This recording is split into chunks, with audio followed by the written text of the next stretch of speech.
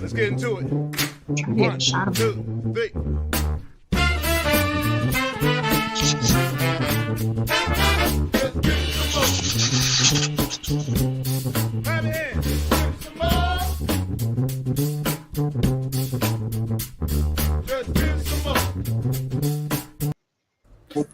Well, hello, and welcome to My Whiskey Den, your favorite public access whiskey review show, where craft whiskey is king, and we agree with that always. And we have talked to Gary many times about his wonderful whiskey, but today we are talking about cordials. We said specifically cordials for Christmas, but it can really be cordials for any time of the year, especially what I felt out of this. I haven't tasted any, but we do have 3 here we're going to go over. Thank everyone in the chat for coming in. Thank you for being here right on time. So we're a minute late. That happens. But appreciate you, Emily and Spencer Mav. I think I saw Mark back there, a couple other people. Thanks for showing up on time. Thank you, Gary and Jessica, for showing up. Oh. Uh-oh. All right. Well, Jessica. Thanks for showing up and goodbye. Yeah. It means like she changed her sitting position and maybe she kicked her phone with her leg when she like oil there. It looked like. Well, Jessica. So she'll be back. Yeah, she's right here. She's going to be in a second. But Gary is the distiller at Woodhat and owner, and thank you for stopping in. We appreciate it. Now, let's see. Hold on. Jessica? Yes. Am I here? Okay. Just making sure you were there, that's all. Just making sure you were there, that's all. I'm trying to be. You're all good. Now, first off, how do you make a cordial?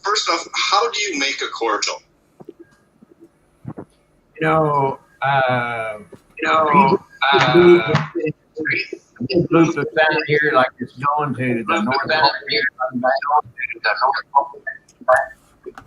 Seems like you've got a big delay that's coming around. Give it 1 second. Jessica, I might need you to mute yourself while we're talking. There's just a little mic in the corner.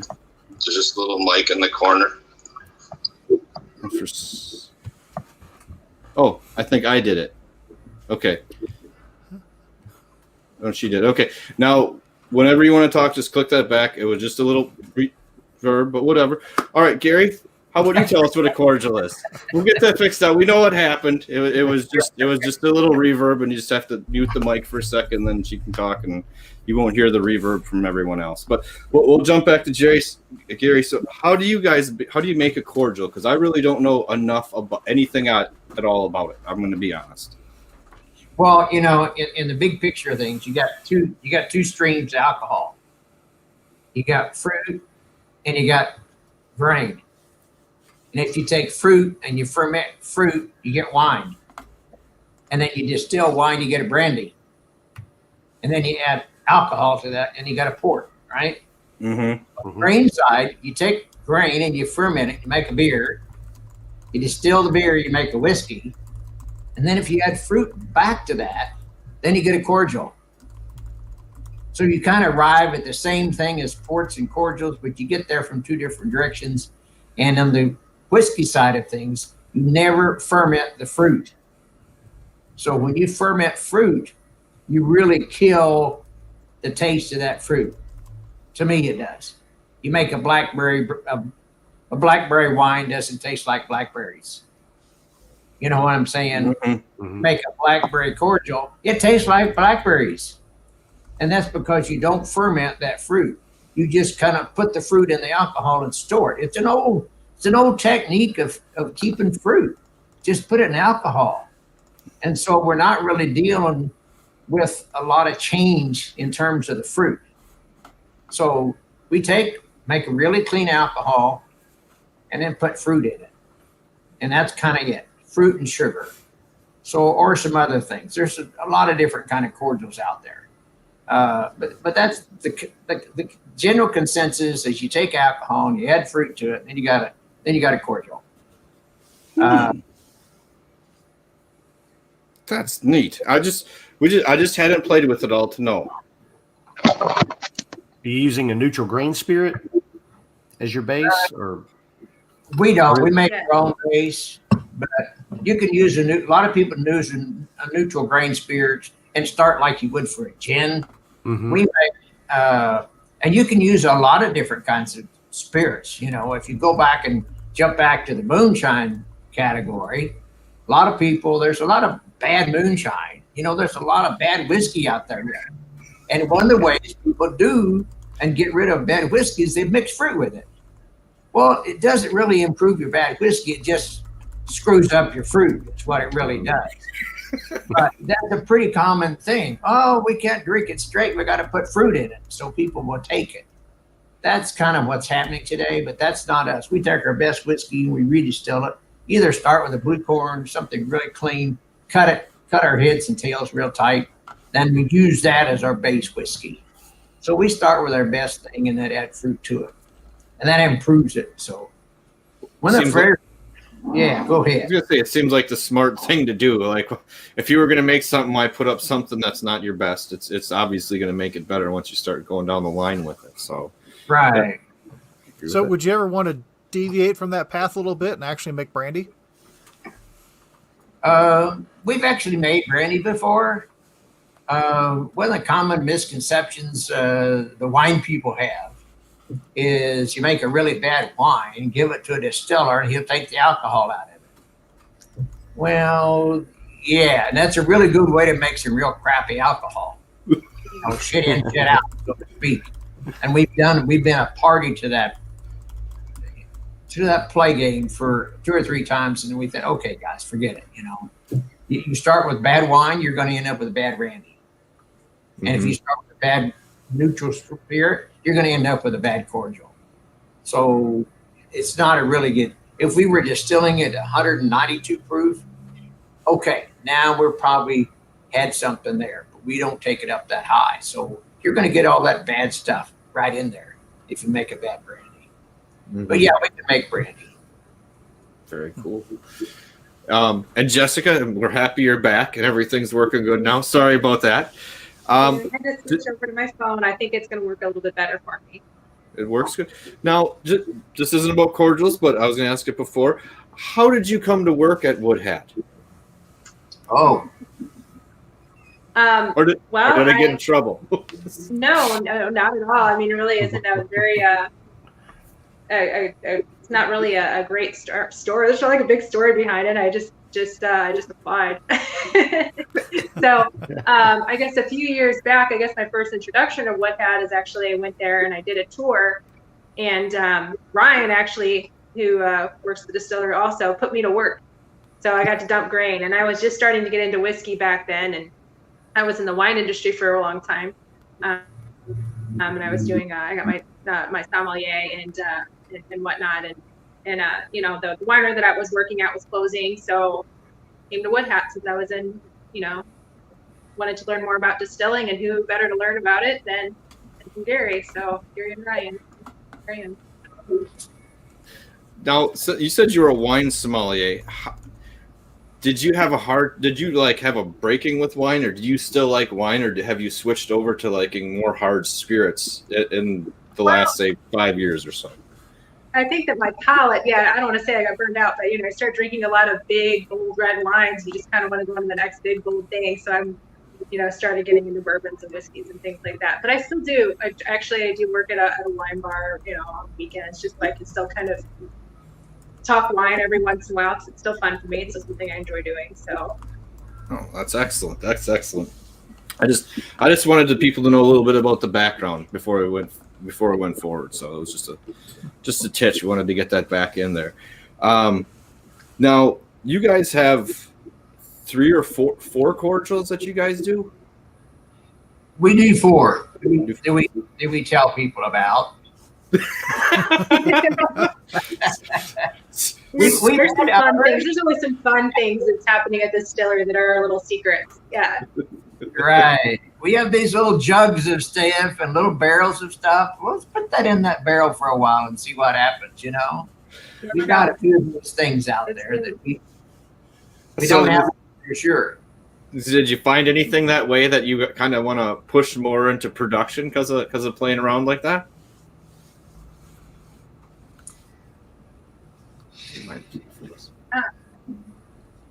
We don't have anything ready to leap into production at this present time. We kind of had to kind of cool our heels a little bit in terms of making something for production. We can make stuff just for the heck of it. And that's a lot of fun. We got 15 products out on the market today. Okay. That's a lot. And if we've been criticized because we have so many, distribution really gets pissed at us because we got so many SKUs. How they're going to carry everything, and they carry 5 things. And then the customer comes in, well, I know they make it. How come you guys don't carry that? So it's a little confusing. So we carry things at the distillery that are not out on distribution, and you're probably going to see more of that down the road. And so we're probably going to do some things that we're going to have at the distillery. May have a barrel. I mean, we've been making a honey, this barrel-aged bourbon, barrel-aged honey. Oh, man, a big hit, really big hit. Well, wait till you taste the whiskey or the bourbon that's going back in that barrel after we dump the honey out. You see what I'm saying? So there's a lot of things we're probably going to do, and the cordials are like that also.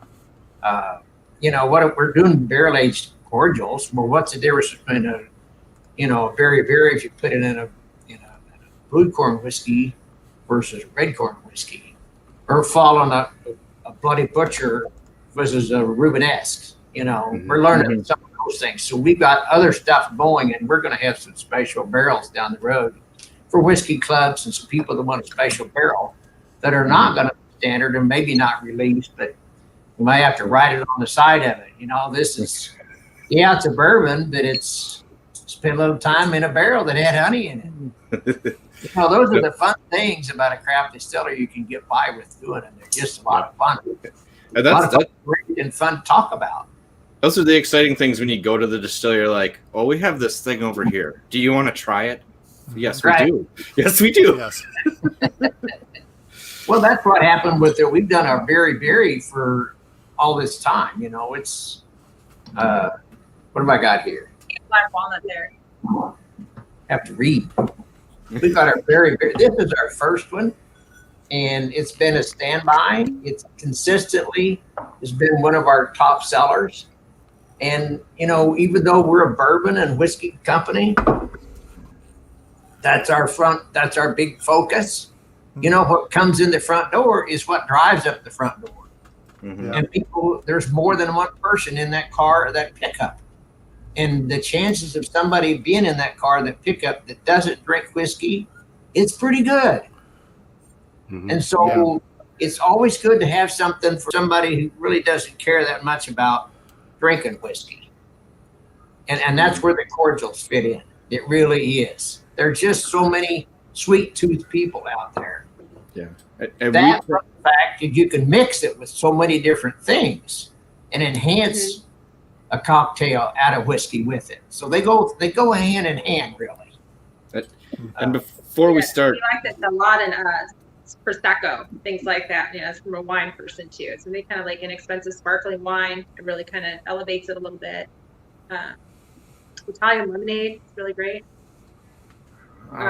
Cheesecake. I like this in cheesecake actually, but going away from cocktails. we do have a few cooks out there, so I feel like that might get used. Now, before we start drinking, we promise not to have an Anne of Green Gables moment during the stream or anything like that. We'll keep control of ourselves. But since you guys were talking about the berry, I just picked that up and I gave it to my wife last night because she'll sniff whiskey, but she really doesn't. I'll be honest, she doesn't care too much one way or the other. There might be a few that she has that she really likes, but I knew this was up her alley, and she said it reminded her of like a cherry bounce that we have up a lot around here, where it's cherries kind of put in the same way. But what goes into your berry? Berries. Berries. It's mostly blackberries. Yeah, blackberries and some raspberries. Blackberries Yeah. and raspberries. Yeah, it's basically 3/4 blackberries and 1/4 raspberries. They're local blackberries. We don't grow local raspberries, so we have to get those from outside. But it's basically blackberries can be really bitey, really sharp just by themselves. So that raspberry in there is kind of like a Chambord, if you think about it, in terms of a mixture. And a lot of people use it in place of a Chambord. We don't do many cordials in this country, and it really is amazing me why we don't. I mean, why do we have to call France to mix raspberries and alcohol, for Christ's sake? Right? We can do that in Missouri. We can do it in the Midwest, and that's what it is. So it fits into us for cash flow. It fits in for a process, and it fits in the people who come in with people who really want a good whiskey that are really not whiskey drinkers. Mm-hmm. Yeah. So when you talk about cordials, there's a lot of. If you get into whiskey, there's sip, the front, the back, taste, and all this kind of stuff. When you get into cordials, so much of it is about the container and the atmosphere. How you drink it. You're not going to swing it down. You're going to have a really nice glass. That's what you really need to do first. And I apologize because I've got some cordial glasses at my house. I only have a small. Really sit down. Oh, that's cool. Yeah, there you go. And it's all about that glass. Not all about the glass, but a lot of it is about the glass. And so get you a good glass. And a lot of times people will come in and say, well, what's a cordial? I said, did your grandmother drink? Oh, yeah. Well, ask her. And then be sure to get her cordial glasses, when she's back. Because it's about 2 generations ago when we quit doing cordials. And they're coming back. And it's a great thing. When somebody comes over to your house and there may be alcohol people, good friends, the best bet you can do, you don't want to just hand them a really good whiskey. They may not take that. But the chances of it really enjoying a cordial to start with are pretty good. And so that's where they fit in. And they're great mixers. But be sure you get that right glass. It is. I got this from Grandma on the Rocks. That's my wife's grandmother, and then it was accurate. But she always had a bunch of unique glasses and stuff to drink out of. So I pulled one out for tonight. Sure. Now you can actually. Now that you meant raspberry and blackberry, you can really taste that. It's sweet, but it's not. It's not thick like a syrup sweetness. It's lighter than that. It's much more drinkable. What would you guys mix this with? If you were going to make a drink, what would be something you guys would put this in? Anything. Replace its green bean. Maybe cocktails. So I was making like a tequila sunrise kind of a situation with it. But again, Prosecco, I was actually thinking about putting a little bit of lime. Put this on some. I have some lime sparkling water. So I'm gonna make like a spritzer out of it. Really nice in summertime, that kind of thing. I'd almost cheat this in like a bourbon smash instead of like with the berries they have. I might pour a little bit in the bottom to kind of give it that extra punch. But I really dig the berries. Mike, Ben, what are you thinking of it? Is that what you guys are drinking right now, or were you jumping to something else first? Yeah, sipping away. Yeah, sipping. You poured them all, I keep didn't you? looking at the bottle. I've had them. Yes, I have. And I had to send some to you too. But every time I pour it, I'm like, I wish this bottle was 4 times bigger. Yeah, I can make this disappear quickly. Are you guys using any wood aging this in any barrels? Yes. Yeah. Okay. And we're going to cover that. That's what we call tawny berry. Okay. And that's another product. It's exactly the same thing, but with the barrel age. Okay. Because I'm getting on the I was surprised because when I first poured it on the nose, it reminded me of some of your bourbon. Some of this, there's some woody notes in there that kind of reminded me of the bourbon a little bit, and I thought that was really interesting to me right off the top. That is. There's no wood in it that we did intentionally. You know, I mean, Right. there may be somebody put some wood in there we didn't know anything about. That is entirely possible. But generally, there's not. Okay. We did have one question from the chat. Alan was wondering if you were doing anything with mulberry or gooseberries. I've done a trial batch of mulberries. You know, it's nice to do a quart jar of stuff, and then say, okay, but you know, if Betty can bring me 800 pounds of mulberries. You know what I'm saying? I mean, we run across that in wild persimmons all the time. We're in a big crux position now because we had a bad. We failed at gathering significant amount of persimmons this time, and so that's going to have us, you know. And we're right now, as of today, we're looking at other options in terms of a tamed persimmon. Maybe we could stretch that. Maybe we can switch so we get some. Anyway, those are big problems, but. Yeah, you can do gooseberries, but my God, where would you 500 pounds of gooseberries? Maybe somebody does, but when you get into production, those are the kind of problems you get. Mm-hmm. And yeah, they're great. You can do anything with alcohol. Put fruit and alcohol and a little sugar. You know, knock yourself out. You're going to have a lot of stuff. It's a lot of fun. It's not complicated. And all you have to do on the home scene is just get you some really good vodka, you know, good vodka, and just add berries and maybe a little sugar, and you got a cordial. It's a lot of fun, and you're going to shock people. And why we don't do this more, I don't know. It just amazes me why we have to have the Europeans put gooseberries in alcohol and bring it over here, you know. This just seems like the fun part of alcohol that gets added to everything and is quiet about. You know, like I feel like this should be in so many more drinks. And I guess I do see why Anne of Green Gables had a problem with this in that episode, because I could see someone just seriously taking a quarter of a bottle down and just drinking and like, oh, this is sweet, lovely cane of hell, and all of a sudden the wheels are coming off. Yeah, it's really easy to drink. No.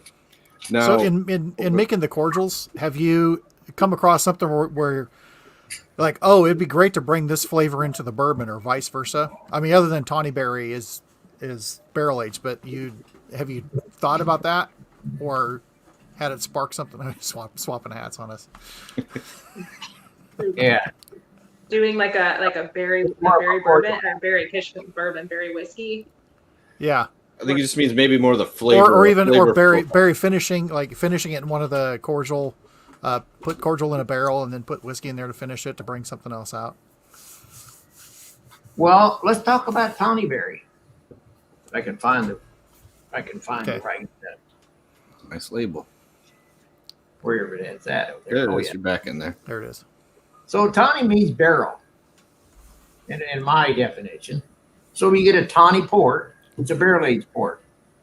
So we call this a tawny berry. So we take exactly the same blackberry, raspberry, and just put it in a barrel. Leave it there for a year. We got some that's been back here 2.5 years, and it gets a little bit better, but it doesn't. We'll come by sometime. We give you some 2.5-year-old barrel aged berry, and that'll answer the question. But there's something about that barrel that does the same thing in whiskey.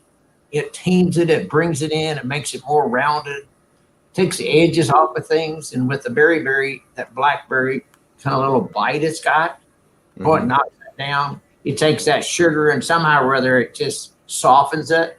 It's got the same amount of sugar. It'll read the same amount on a brick meter, but yet it somehow or other it doesn't taste as sweet. And the tawny berry, I mean, if you want a cordial for a whiskey drinker, it's tawny berry. Mm-hmm. And that separates people in our tasting room from whiskey drinkers and non-whiskey drinkers. The whiskey drinkers will always pick the tawny berry, and the non-whiskey drinkers that are sweet tooth people will always pick the berry. And it's a line and it's definite.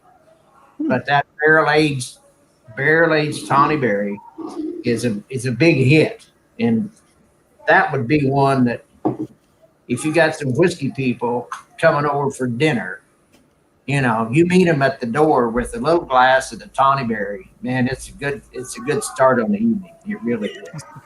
And I like the way you start evenings, Gary. Yeah. we do that with my friends too at some point in I life. heard her show up, and yeah, everybody. I show up to work, and they hand me glasses when I come in. That's always a good start. So, you know, I don't have a very good glass here. There's something that people always ask me. Well, Gary, what do you mix this with? What do you drink this with?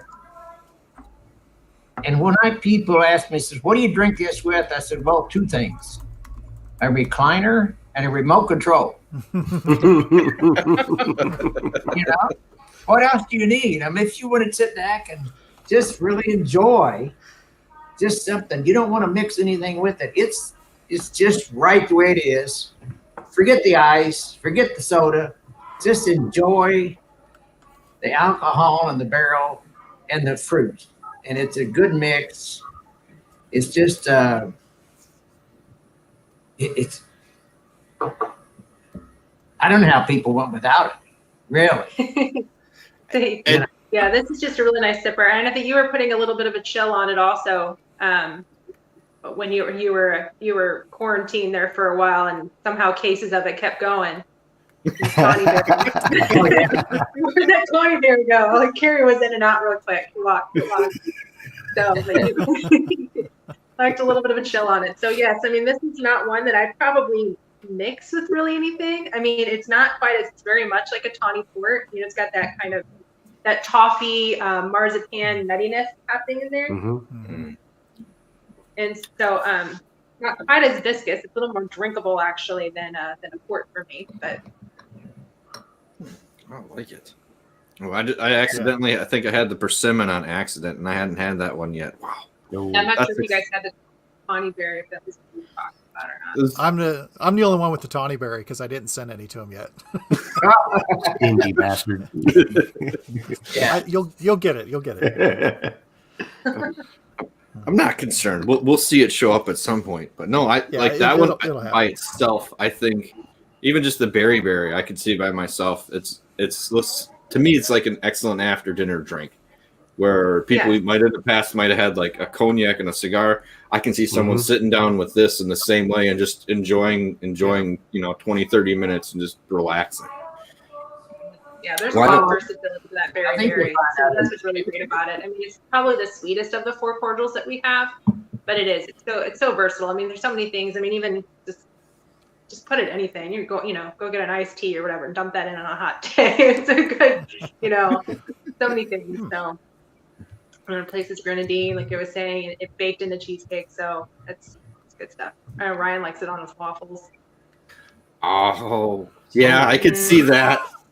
Yeah. I could definitely see just pouring the berry straight on there. Oh. Gotta use waffles, not pancake. Waffles, you get little shot glasses in there. So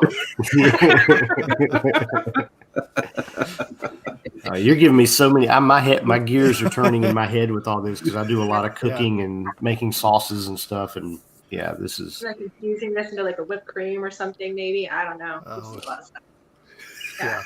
Yeah. We'll have a whole nother stream where we discuss what we make from this. Right, we're gonna do making with cordials. We need to do that's right. Cooking So with cordials. We'll do a breakfast stream. There we go. Oh, that'd be perfect. Belgian waffles and pancakes. Mother's Day. I mean, what could you put this stuff on for a Mother's Day brunch? That very. That would be good. And staying on. We haven't really properly given enough attention to how to deal with this with other things yet. I mean, most people are just drinking it, I mean, and so we don't have a lot of experience within our group, on what else to mix it with and how it fits in with mixed drinks and so forth, because it never lasts that long. We just drink it and it's gone. Why would you pick something else with it if it's perfect the way it is? So what got you making cordials? When we moved my mother into the rest home and she had 2 refrigerators full of fruit, and I didn't have enough space to take care of all of her fruit that she had. She had 9 kids, and she could whoop out a meal in 30 minutes, and it was all sitting there.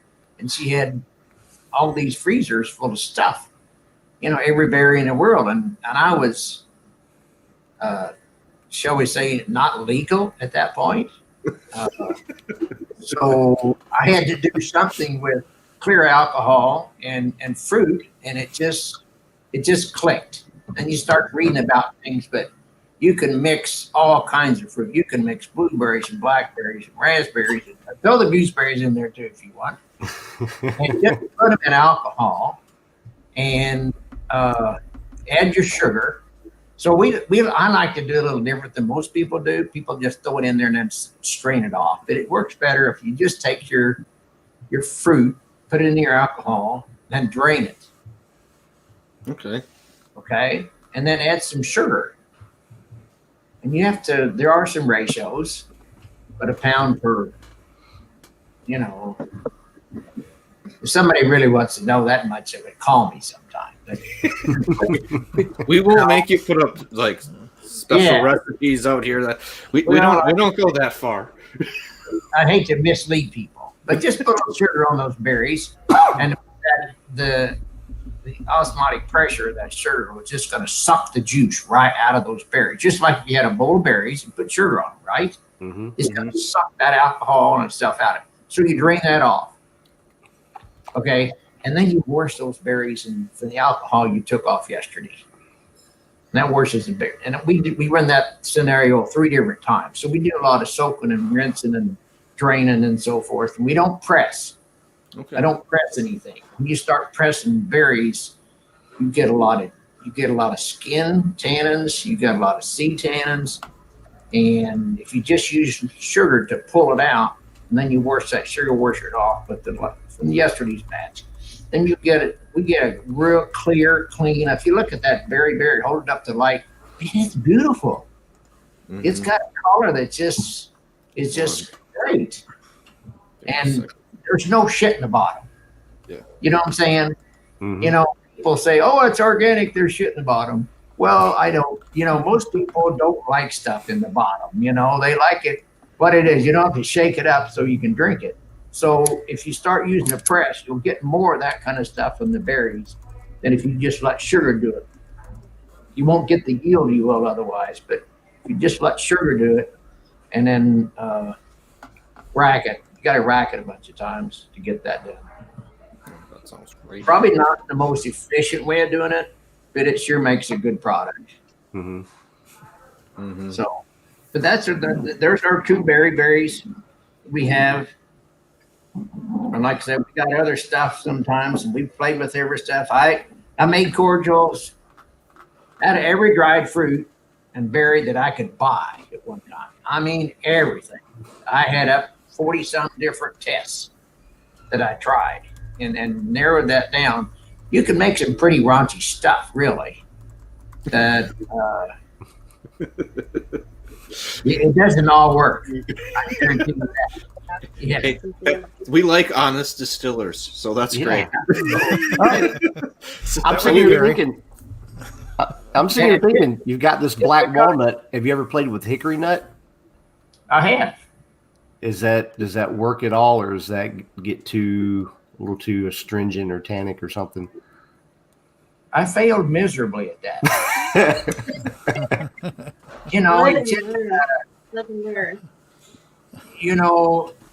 Hickories are different. Yeah. And see, our black walnut is not made out of walnut meats. Everybody thinks it's going to taste like walnut. It's not made out of walnut meats. It's out of the ball. Right. We picked that walnut. It's a nocino. We didn't call it a nocino because we wanted to sell it in Missouri. And people don't like to drink stuff they can't pronounce. They can't pronounce the state. So we call it black walnut liqueur, but it's a nocino. And typically in Italy, it's picked on a certain saint's day. Mm-hmm. That kind of aligns up with in the United States and Missouri. If you spin the globe around and look at it, it's going to be about June the 23rd. So the hull has not developed yet. The leaves are not even thought about yet. So it's all about the green hull. And hickory nuts are not like that. Either that or I picked them totally at the wrong time. And both would be the truth. So It's true. why don't we make oak barrels out of hickory? You know why? They don't taste very good. That's why we don't do it. There's a lot of hickory out there. Yeah. And that's why I brought that up, because we have a ton of hickory trees around where I live, and just trying to think of ways to use what's available. Yeah. I've had one hickory product from Scratch Brewery in Southern Illinois. I don't know if you know Scratch or not. They make, oh my God, they have everything out there. And they took shagbark hickory and toasted it in the oven. Now, whoever thought about toasting hickory bark? And then they marinated that in a beer. And then they put that beer in one of our barrels and aged it in there. And so one of our early beer barrel bourbons was a toasted shagbark hickory beer that was aged in one of our barrels. That was pretty good. But that's the only time I've ever seen a hickory incorporated in alcohol that was really on a positive note. I haven't seen one either. I have one from Deerhammer. They have a hickory smoked corn whiskey that's pretty darn good. But that's smoked, but not barreled. Right, you're right. Yeah, but that's the only thing that got. I mean, you could tell it's hickory, but it was really nice. And I think there's just a lot we don't know about it, and we haven't tried much about it. It's definitely something, to try. I saw a guy that made a barrel out of a hickory one time, and that's the reason I use pecan, actually, because of the taste. And I thought, well, why would you soak that in hickory? We all know that doesn't taste very good. So I knew that from the landscaping business, horticulture, that if you want to plant a hickory tree in the upland parts of Missouri, you graft a pecan tree on a hickory rootstock. Just whack it off and glue them together, they'll grow. They're that close together. They're that close. So I thought, well, that'd be pretty cool. I'll just make one out of pecan. And that's the start, the reasoning behind why we do a pecan whiskey today. Which I like quite a bit. Yeah, it's good. Before we go too much further, I wasn't paying attention to the chat for a second, and Brian brings up "Happy Birthday, Jessica." It's going to say, and then it's Scott or Denise. It's one of their birthdays too. I'm not sure which one, and they say they think you should have to do a birthday shot, and we agree with drinking on this channel. I don't.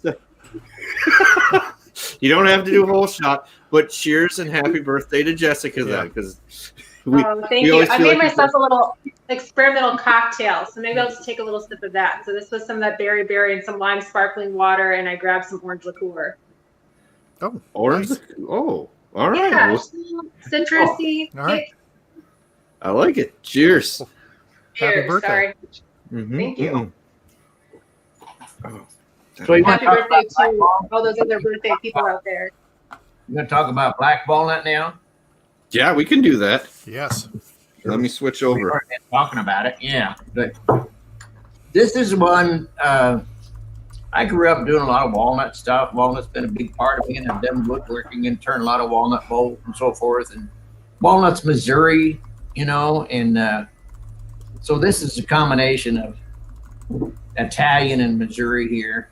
It's just something we got a lot of, and it's not utilized. And I'm all about utilizing something that's underutilized. I just love that. We burn wood in our furnace to make whiskey because it's underutilized. It's scrap wood for making whiskey barrels. And I just love the fact we're picking it up and using it again. And that's the whole walnut thing. We use very few of our walnuts in Missouri. Very few. And this is just a good use of walnuts.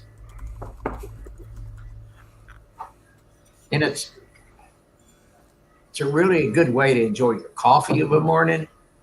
Oh, Coffee's great. Over Yeah. ice cream, another one. I really like this in my hot chocolate. Personally, if I'm gonna have a hot chocolate. Yeah, that's close. There. wow. Mixologists love this stuff. It replaces vermouth and bitters really well, so you can make like a black walnut cocktail, passions, that kind of thing. What else we use this for? Well, we have a thing. I've heard this described kind of like in an Amaro as well. That's exactly what I was sitting here thinking. Was this reminds me of an Amaro, and so it'd be like a nice after dinner, almost digestive, but on the sweeter side. Yeah. Well, that's essentially what a Nocino is. It's a digestivo, so that you have a bitter quality, so that you digest your meal. So yeah, kind of falls in line with that. So Early cocktail things. You take about 2 parts of one of our bourbons, whether it's Rubenesque or which one it is. Find it. yeah, it's kind of hard to. Can you guys see that? Take about 2 parts of bourbon and 1 part of black walnut and a half a part of berry. And you have got what we call a Manhattan. And it's great. I mean, I have been doing tastings where I just take a whole bottle of Rubenesque, dump a whole bottle of black walnut in it, and then a half a bottle of berry. There's your 2-1-1 or 2-1-1/2. And it's going to satisfy almost everybody that walks up to the table. I'm telling you. It's just a killer every time you do this. So this is, if you talk about some of our stuff, that's, what do you mix it with? This is 3 things that mix together with, and it's a big party. You know, you got a 750 and a 375 and another half of 375, and it really doesn't make any difference which one of these you use. Really, that's up to preference. I don't know whether you can see that or not. Whether it's the red corn bourbon or the blue corn bourbon, either one will work. That's a preference. It's up to you. But that's what we use it mostly. Like Jessica said, it takes the place of your bitters and your sweet vermouth in a Manhattan.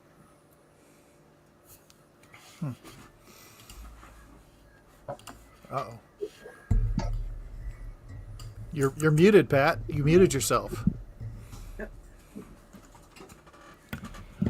Sorry, I must have been typing for a second. That's all. So just don't want to hear any clicking.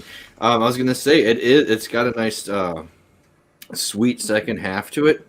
And now for me, the black walnut gets a touch like a black licorice, but is nowhere near as.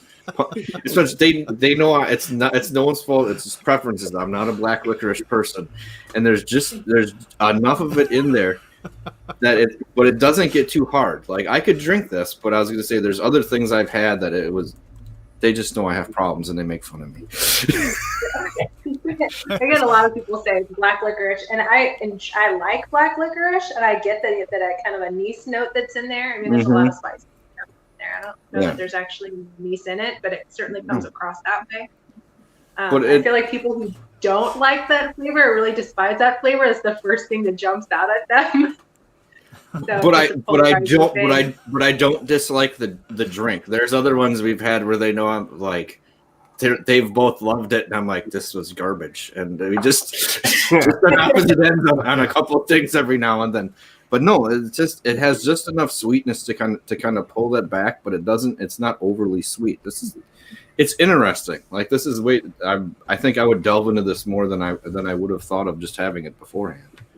Yeah. You can put it on a lot of stuff to soak stuff up. I mean, if you want to soak stuff like banana bread, or put it on a lot of different foods, and it just enhances. There's 6 different spices in there.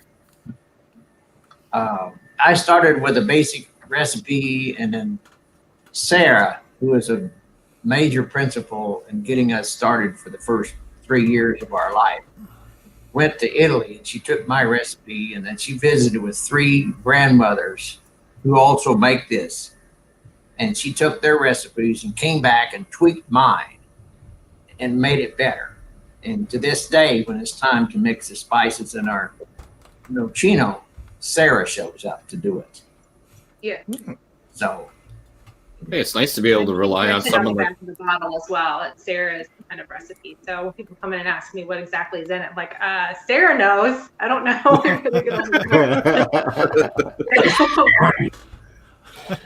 That's well, cool. There's 6 other spices besides alcohol and walnuts in there. Yeah, it's got to be around. The recipe's around there somewhere. Just don't know.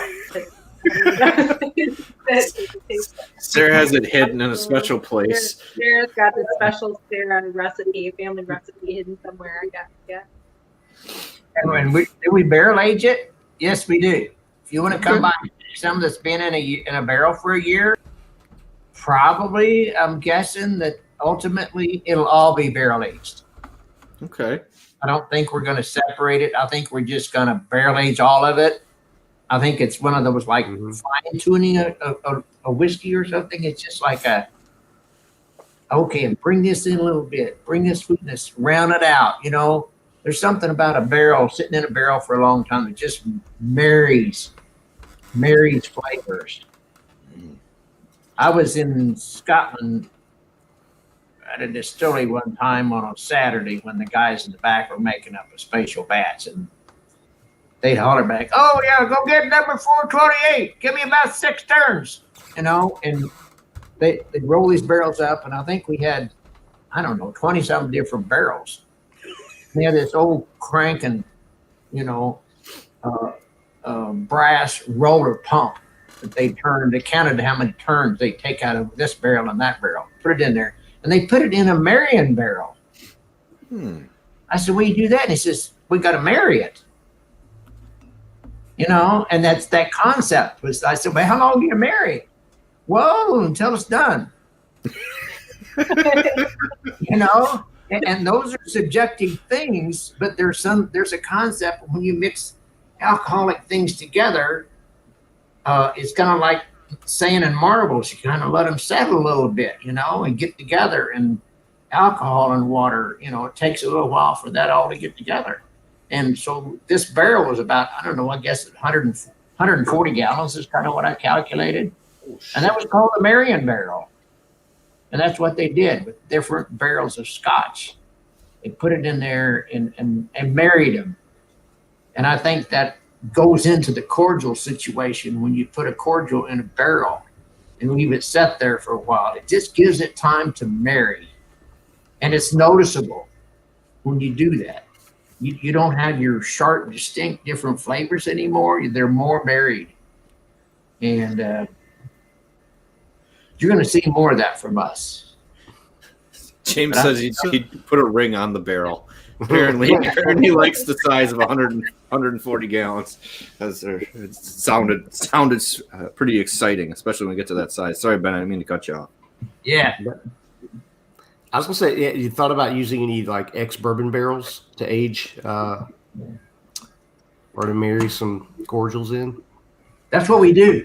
Yeah. Okay, so you're using used barrels, not new oak. Okay. No, don't do that. Yeah, I think you'd be barking up the wrong tree. In fact, you'd be barking up a tree up. He's like, "Woo! That's fair. That's local, Yeah. I think you'd overwhelm it. So I think the barrel is not going to add that much tannins or barrel notes to it. I think the tawny berry adds a little bit of that, but one used barrel and a 15-gallon, that's what we marry it in. A year is a pretty good. We don't really know yet. We're playing around so that we just know that 3 or 4 months in a barrel really changes a lot. Then it kind of coasts down from there a little bit, all the way to about a year. You pass that year mark, we don't see a lot of changes. Okay. Could be because we drank it right after that. Hey, when it's hit its prime, it's hit its prime. That's what we had the discussion. Right. Yeah. Now we haven't talked about the persimmon one very much. Oh yeah. And this on the nose, man, like it comes at me and it's like cinnamon toast crunch. Like just that's the first thing that snapped in my mouth. Like a Biscoff cookie or something. Okay, I can see that. But this would be the other one I could see having with breakfast. Like, like this one I think would go really well. I mean, now that you said cinnamon toast crunch, I get your cinnamon toast crunch too. But but it was that cinnamon, that baked cinnamon kind of note to it. Yes. Mm-hmm. Yeah. And it's the good cinnamon, not like the fire aftershock cinnamon gross stuff. It's like an actual, like a dark cinnamon stick. It's nice. That's exciting to me. Wow. Well, and the sugar, you put sugar in there. Mm-hmm. But the sugar we use is not sugar that you are familiar with. So I lived in India for a while. And I get sugar from India for that Persimmon Cordial. And it's different. I'll go get some. Hang on. Okay. So you're getting a persimmon or the cordial? Itself is very thick. It almost has like a honey, almost like flavor to it. Mm-hmm. And it's almost like just eating a big block of candy. It's kind of interesting. And so if you were to taste the jaggery on its own, you would be able to pick it up in this Persimmon Cordial quite a bit. We use quite a bit of it. That's awesome. Oh.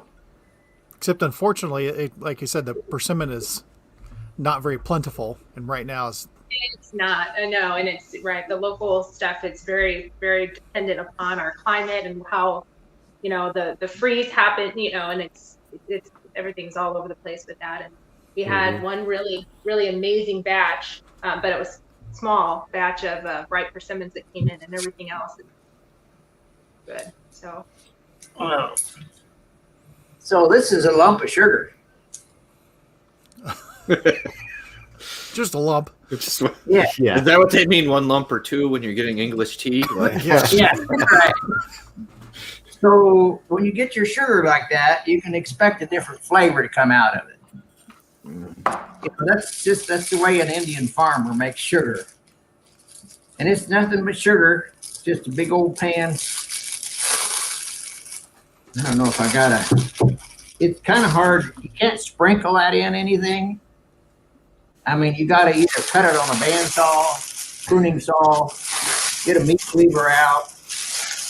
It's hard to get fashioned, but I mean, that's kind of what it's going to look like once you've been through a bandsaw, actually. So, got a separate taste to it. The taste is totally different, and that's something that's unique to that cordial that you'll never find in another cordial. Mm-hmm. There's cardamom. There are 2 different kinds of cardamom in there also. Okay. And I was going to say I was getting a little bit of that as well too.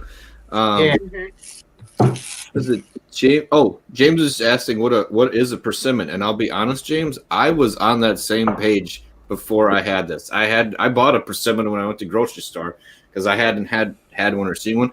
It's a fruit that in my mind kind of resembled a little bit of like a tomato, or could have looked like a pepper depending upon its shape, but it looked a little bit more like a tomato from the one I saw.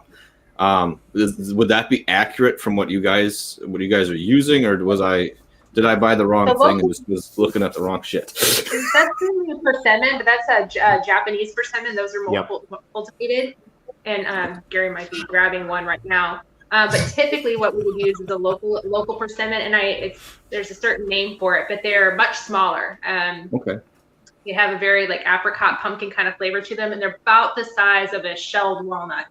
So okay. They're very, very small, actually. Yeah. So they're going to look more like a plum, or maybe like a little bit apricot looking. But yes, a little bit more orange. So the plum kind of texture, a little bit softer when they're really really soft. But if you get them right, it's almost like a fall apart just kind of situation. And you don't want them when they're not ripe. No. Most local people will not eat persimmons because they made that mistake of grabbing one off of a tree, not knowing any better, and your mouth goes numb, and you're just traumatized by this experience. And then people like, hand you a Persimmon Cordial. You're like, nope, not going to do that. Yeah, it's excruciatingly astringent. It is. Yes. So it's typically right after the first frost is when you can harvest persimmons, and there's about like a week window after that, assuming that the deer don't get to them first. So you're fighting off wildlife. Yep. So. Growing up deer hunting, where I was, it was for early season. You find a persimmon tree, and that's where you put your stand up to hunt, because that's where the deer are all coming to. Okay. So this is what you're going to find in the grocery store. Yeah. That's the Japanese. This happens to be a Fuyo, F-U-Y-U, Japanese persimmon. Okay. This persimmon doesn't have astringency. You can eat it green, so to speak. It tastes like a Fuji apple. I mean, in texture. When it's unripe, yeah. This is what Missouri persimmons look like. Oh. And that's what we were just talking about, how much significantly smaller they are than what I was talking about. It's a good thing you're here, because I would have misled people, so that's awesome. Thank you, both of you. I mean, you weren't really wrong. I mean, those do exist. So those are two different kinds of animals. So we're playing with these right now. You said you try anything different. Well, we're in the process of trying to figure this out. And we're looking and see what kind of cordial this makes. So yes, when those are a little bit underripe, it's got an interesting texture. Like I said, kind of like a pear consistency if it's underripe, but a Fuji apple flavor, more so. But when they ripen up, they get a little bit. I mean, I would say that they're a little bit closer in flavor to what we're used to. Okay. Sweeter. I'm trying to remember how exactly I would describe the flavor, but it's still kind of like upper apricot kind of. Yeah, I can see that being different. Simple kind of note. Yeah. Definitely be a little bit brighter. Now, we had one other question. James was wondering if the sugar you were talking about a couple minutes ago was palm sugar or cane sugar? Cane sugar. Cane sugar. Okay, very good. Yeah. He's a chef, so I'm sure that was one. You always get those extra questions. It's raw sugar, so it's got all the molasses in it. Nothing's out of it. You take sugar cane on the farm, you squeeze the juice out, you put it on a big pan, and you just dehydrate it until it's just, well, you got to dig a hole in the ground to start with. And then you line that hole with a basket made out of sugar cane beans. You weave a basket like that. And so when the sugar cane in the pan, which is a big cop, brass pan, sometimes 14 foot across. Have you ever been watching maple syrup made? Yeah. Okay, it gets to a certain situation, then it's going to crystallize and set up. So you get it there and crystallize, you pour it in the hole, and it'll crystallize there. Then you pick it up and you put it in these lumps, and that's it. And that's as refined or unrefined as you can get sugar. Now, what would have you guys made any drinks with this? Because I think this can be played with quite a bit. Have you guys done anything with the persimmon in a drink? Excuse me. I think we did an old fashioned. Did an old fashioned with this, with some peach bitters, some aged blue corn, some. Neat. That turned out pretty well. But we have people that's the only thing they like that we make. There's a certain group of people that have a palate that is right it. I mean, it just trips their trigger, and that is just, they've had all kinds of alcohol, they've had all kinds of stuff, and when they taste that, it's just like, oh my God, I found home. Really? I mean, I can see that. I can see that. I mean, when I was there a month ago, two of the guys that were with me are not whiskey guys at all, but one of them's got a massive sweet tooth, and they went through the whole lineup, and well, actually, and the two whiskey guys, I think, probably bought more whiskey than anybody else, but I know that they bought the at least one of them got the cordials. It's like, man, my wife would love this. Mm-hmm. It's I think he bought Tawny Berry too. The story that I like to tell is this: we were out. We've been out a couple of times, and try to source wild persimmons is a tough job, and you don't always hit it. Didn't always happen, and that's one of the liabilities to make it something that nobody else has ever made. There's probably a good reason. One is you can't get wild persimmons, and they don't show up. You can't go down and buy them. There's no market for it, so we were out, and we got the best cordial in the United States at American Distilling Institute. Boom! It fell off the shelf, right? Well, we weren't ready for that, and so we were out. And this woman keeps calling, "Hey, you got persimmon? You got persimmon?" "No, we're out. We're out." She kept calling, and I kept her. I could recognize her voice after a while, and finally Ryan went down to the liquor store and had it on sale, and he just bought them out. I mean, he works here, but he bought all the persimmon the liquor store had. So, she called up, and Ryan said, "Well, Gary, if she really wants to get a couple of bottles, I'll sell a couple of bottles of mine." So the next time she calls up, and I said, "Well, we got a couple of bottles." She said, "Great, I'll be right over." I said, "Where are you coming from?" She said, "Dayton." That's a 14-hour drive. I'll be right over. I'll be right over. Yeah. To get two bottles of wild Persimmon Cordial. Now that's what it meant to her. And there is a group of people that wild persimmon just, it's it. And when they identify it, it's great. Now I know that we were just talking in the private chat about mixing all these together because we are coming up in an hour and we don't want to keep you guys on all night. We know you guys got stuff going on, but have you guys ever mixed all three of these together at the distillery or just for fun? All three, four cordials? I don't have the 20. I've got all four. I've got all three, or I've got three of them. This is like some sort of birthday initiation that I have to do. Tonight is all about you, Jessica. Yeah. Next up are the Flaming Dr. Peppers. I don't know how to make those, but I want one. Okay, so I do have one question for Jessica. We did the tour there, and you made a cocktail, and you said it was a variation on a bourbon smash. Yes. What did I do with that? You're asking a lot, Mike. It's like what happened 2 months ago. It was really good. It was a month ago, and it was really good. I did. What did I use? Did I use a jam in that? Oh, that would be cool. Sorry. I really like to use jam and jam. Usually when I'm talking about smashes, that's what I do. And I'm trying to remember if I did it. I may have done it. Did I do a blackberry smash? Do you remember? I kind of don't remember because I did an apple cider. I think I did an apple cider smash also. I think it might have been apple cider. That sounds more familiar. I come in. I got the flat, just right outside of your place, and we were still reeling from walking, and we went into there. So Mike's saying he wasn't paying attention. He started to play around with little cocktails. Then I think I did an apple cider smash, but now. Oh, that sounds neat. I'm like a terrible bartender because I don't remember what I put in there now. I'm sorry. Well, it was good. So. It must have been a very memorable occasion. Yeah. Obviously more memorable. I'm sorry, I didn't know I was Mike. going to be quizzed on that. I have it written down, I'm sure, somewhere where I had that apple cider smash. I don't know. That's a reach. That's all we're going to say. I don't expect you to remember that.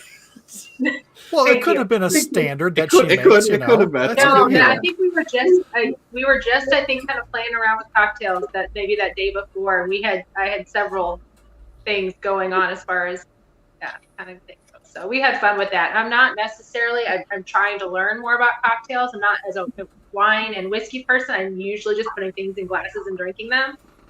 But certainly something that it interests me and intrigues me, and I'm working on. But obviously with my apple cider smash, I'm glad you enjoyed it. I hope you enjoyed it. Oh, yeah, very much so. I'm pretty sure it was apple cider and ginger. And we put a cinnamon nutmeg sugar rim on it. Ooh. Yes. Okay. Yeah. If you guys got somebody out there and they're listening tonight, or whatever, somebody got a good idea, send it to us. We're always welcome to those things. We're learning. Yes.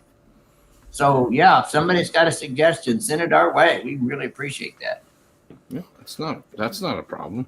So I've got a question for you, since you're talking about this experimental stuff, because you've mentioned it a couple times, but the barrel aged honey, which you guys are now you can sell it, or you're selling it, correct? Yep. Yes. And so if you just say like how long that was in the barrel, number one, and then what other weird stuff you got coming? Well, the first honey went in on October the 20th. It was a Tuesday, and it was about 11:30 in the afternoon, as I remember. Beyond that, I don't know. But anyway, we found out right away that honey is drier than whiskey. And when you put honey in a barrel, it'll suck the moisture out of the barrel, and it'll start leaking. Amazing. Put liquid honey in a barrel, and it'll suck the barrel, and it'll dry that barrel out, and it'll start leaking. It's a big problem. So you have to kind of balance the osmotic pressure in that barrel with some soaking it out on the outside and do some other things. So we took it out. Yeah. Oh, I was just saying, it has such strong humectant properties. That's why they use it a lot in cosmetics and things like that. It's because it just draws moisture and so well, and it draws moisture really well out of a barrel. So, yeah, and honey all over the floor one morning. I'm like, oh, gotta fix that. So figured out the hard way. What kind of whiskey to put back in that barrel after the honey's been in there? And what I think we want to do is put the same whiskey back in the barrel that came out of the barrel before we put the honey in. That's kind of where we're going at this point right now. So those are going to be some pretty interesting barrels, I would say. Mm-hmm. That's just a new thing. That's just neat, adding the extra layers back on top of it. Is basically what you're doing. I like that. And kind of like relayering it. That's awesome. Now, like we said, we don't want to keep you guys on the show too long. We know you guys have lives. It's your birthday, Jessica. I'm sure you have something to get back to doing that's fun and exciting. Is there anything else? Yeah. Is there anything else you guys have coming up that you want us to know? Any other releases? They don't just have to be Persimmon, or just anything cool going on at the distillery that people can stop by for?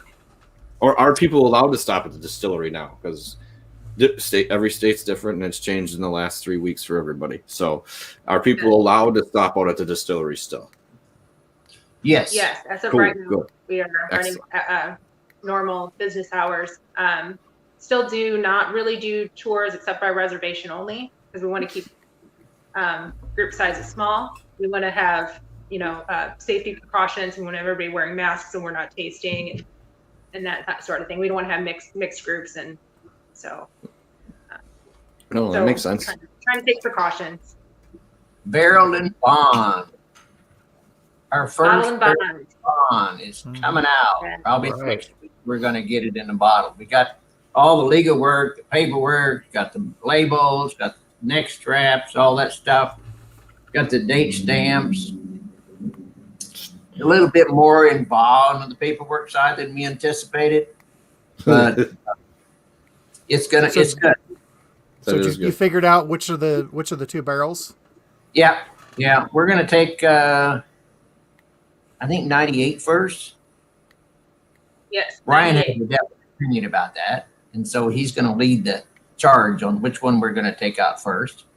Those were put in there. They've been on there since 14. They're good stuff. Really good whiskey. At the distillery, do you guys allow people to bring dogs? Someone was going to be driving across country and would stop in, and he just was wondering. Yes. We are dog friendly. Yes. Nice. And just this afternoon, we had 2 different cats on leashes. We did. Cats on leashes. Really? They're still here, as a matter of fact. They're out front. So we do a thing called Harvest Toast, and people can just stop by here, and we give them a free place to park. And so, you know, it's kind of nice when you're traveling across country and you got a camper behind you. You can do a tasting and you're right outside the door. You go to bed. That's pretty cool. So it's a thing called Harvest Toast, and it's a really good synergistic type reaction between people, and we get to meet some really cool people, and they get some real cool experiences here. You know, we ground corn this afternoon, and they're going to take it home and make cornmeal out of it. And it's special corn you can't get anywhere else. You know, so. Kevin Rose brought that up. Wanted Mike to talk about that for a second. Yeah, I was going to tell you because you gave me some of the blue corn, and I made blue cornbread on the fishing trip. But there happened to be enough left over that breaded some of the fish with it too. Oh wow! Oh, you did do that, and we were talking about that. Yeah. So how'd that turn out? Oh yeah. It turned out really well. The cornbread I think got a little overcooked. It's still good, but it was just a little too dry. But still tasty, and we had the little bit of honey that you gave us, and we had the badge of honor with the wood chips in our teeth after having that right out of the barrel. It was great. We loved every bit of it. Oh yeah. Awesome taste showing through right there. On top, I think they pay that extra. I think now charcoal toothpaste and everything probably whiter teeth in the end. So I mean, it's holistic. So yeah.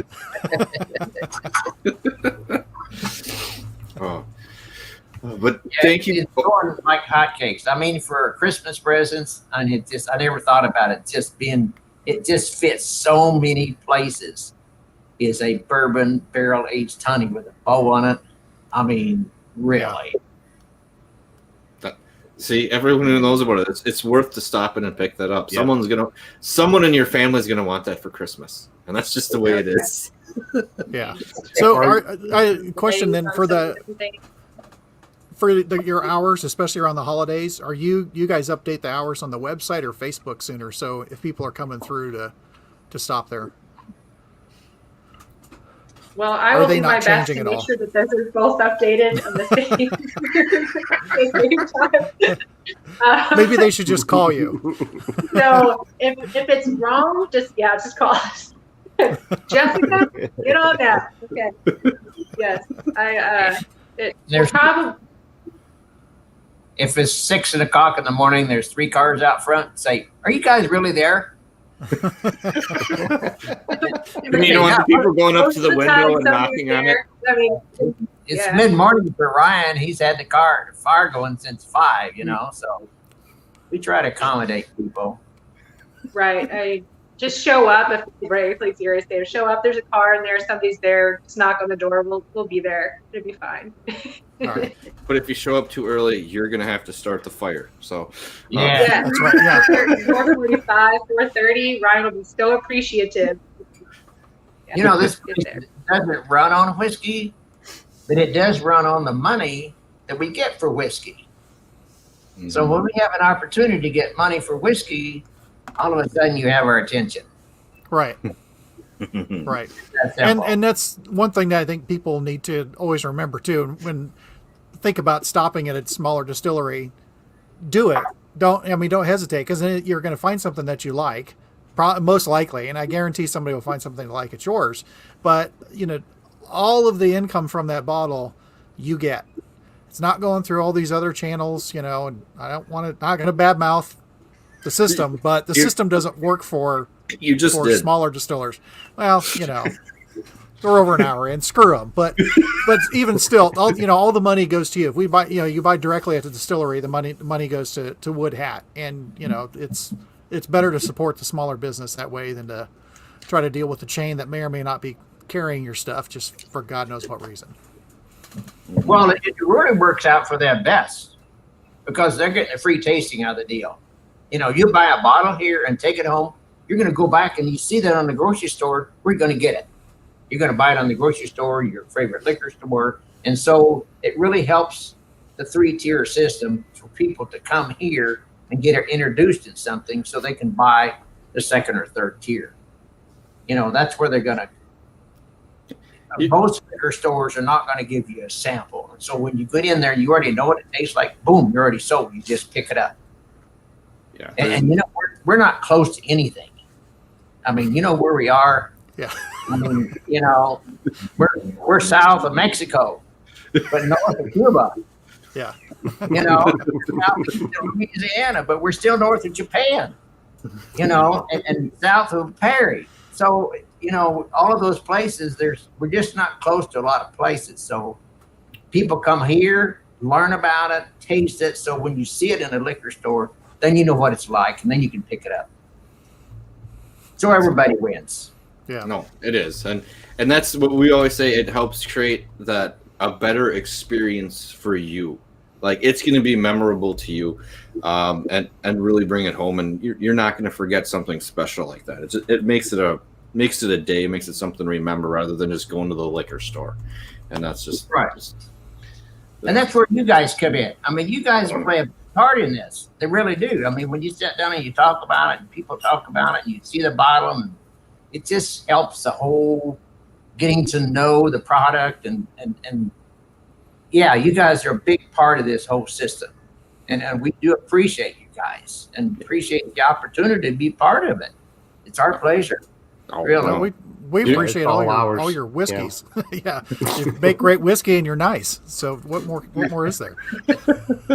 and that goes along with what Kevin Rose was saying. They saying that meeting Gary in person is the way to go.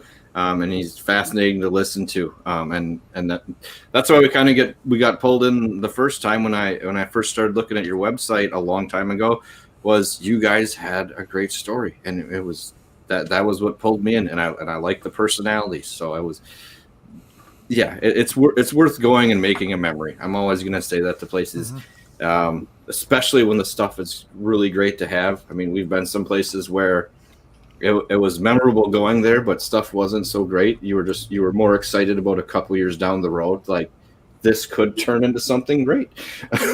But you guys, it's a wonderful experience the whole way around. So, purple corn, best looking ear of corn you ever seen. I was gonna say that's the purple corn. That's purple, buddy, purple. That one's nice. No, that is pretty. Yeah. It is. Yeah, it's the perfect year of corn. It's definitely picture perfect. That's the reason I pick a lot of corn, is these experiences. You can't get that after it goes to the combine or the corn picker, either one. You can only do that with an uphand standing out in the road, dragging a laundry basket behind you, picking the ears and putting them in the basket is when you find these things. Those are sharp. And that's the memory. Yeah, that's the memory for me. That's the best part. But like we wanted to say thank you to the both of you for coming on. We learned a lot, and this is another little section of spirits that we didn't dabble in too much. I know I hadn't, and I'm going to be more willing to kind of delve into it just because of the way these ones were made. So thank you for kind of opening that experience up. We had that with gin this year too. I was way more open to this than I was the gin.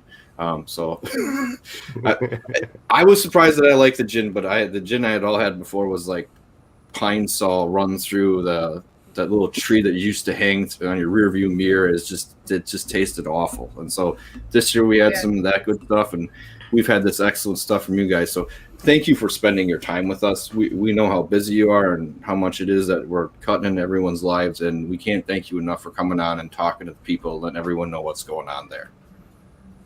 So thank you for having us. Sure. No, we appreciate it. So remember, it's not the size of the den that matters. It's the love of whiskey. Cheers, everyone out there. Cheers. Cheers. Cheers. Let's get into it. 1, 2,